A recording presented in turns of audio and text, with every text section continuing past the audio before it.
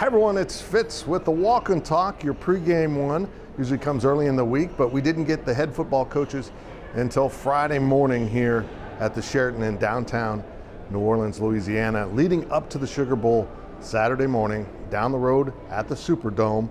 It's rainy and gloomy in New Orleans today. They're going to try to have the parade this afternoon, but the rain does not seem to want to let up.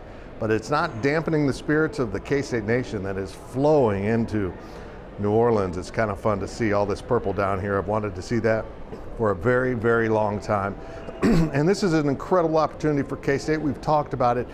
And the press conferences today were pretty brief, 15 minutes each. I think Saban went a little bit over that and took one question about the actual game. The Alabama media seems to be pretty focused on everything else but Kansas State and the Sugar Bowl. One gentleman finally, at the end, asked about Deuce Vaughn, and Nick Saban responded without really saying much about Deuce Vaughn specifically, but kind of in general, and also never said his name, Chris Kleiman's name. He has said no one's name, and I don't know if that's something he regularly does or he just doesn't know and doesn't care. And that's kind of the sense I get in this game, that a lot of people from Alabama just think it's a given, this is a win. And maybe it is. Maybe it will be a blowout. Maybe they're right. But I also know this, Chris Kleiman emphasized at his press conference how laser focused his team is, mentioning the fact that he's never seen his team quite this locked in. Now that says something, considering they just won the Big 12 title by being very focused on TCU and taking care of business. And he also pointed out something very interesting that kind of stop and think about it. Kansas State is the only team in college football this year that's not in the playoff that has a win over a playoff team. And that would be, of course, TCU. And the only other team with a loss would be Ohio State. They lost to Michigan. They're both in the playoff of 4 teams. So very interesting. K-State's resume stacks up really good here, even though the Cats are ranked 9th, Alabama's 5th. K-State at 10-3, Alabama at 10-2. And that's really where the comparisons can end, because we know Alabama, they're loaded with talent. There's absolutely no reason they should lose this game. Hell, there's absolutely no reason Alabama should even be annoyed in any way by Kansas State. Should be a blowout, right? And that's seemingly what a lot of people around here think, and I think they might be in for a really big surprise. Chris Kleiman said that he thinks his program's a little ahead of schedule.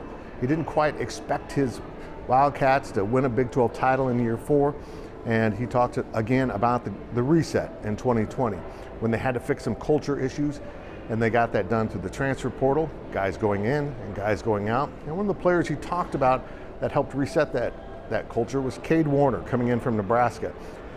Cade is a very mature guy, knows football quite well. I mean, he's the son of an NFL quarterback, Kurt Warner, so he's been around the game for an awfully long time. And if you read my column that appeared at GoPowercat on Friday, I had a really interesting quote from Cade about how he can't believe how bonded the locker room is, and mentioning that it was not anything like this at Nebraska. This is a special team, a special group of kids that are very, very close, and even by Kansas State standards, they are uniquely bonded. Again, I think K-State wins this game, despite what a lot of people around the nation might think, and this is just a gigantic opportunity for everyone involved. Players individually can raise their NFL status, and so in a strange way, if K-State wins and someone like Felix Anudike-Uzomah has a couple sacks and makes a bunch of big plays, that might not be good for the 2023 Cats, because that might galvanize him departing for the NFL. But that is another worry for another day. What's really important here is beating Alabama in the Sugar Bowl, and we'll see if K-State can do it. Yeah, they got to come out, they got to just go toe-to-toe with the nation's most prolific program over the last, I don't even know, decade plus. K-State, Alabama, that's the Walk and Talk. I'll have one post-game. I've got a daily delivery dropping at midnight, so you can have that for your game day prep. We've got previews, audio, video, and written previews all over the site. Make sure you go check out GoPowercat.com and subscribe. The deal is about to end. Go click that green join button.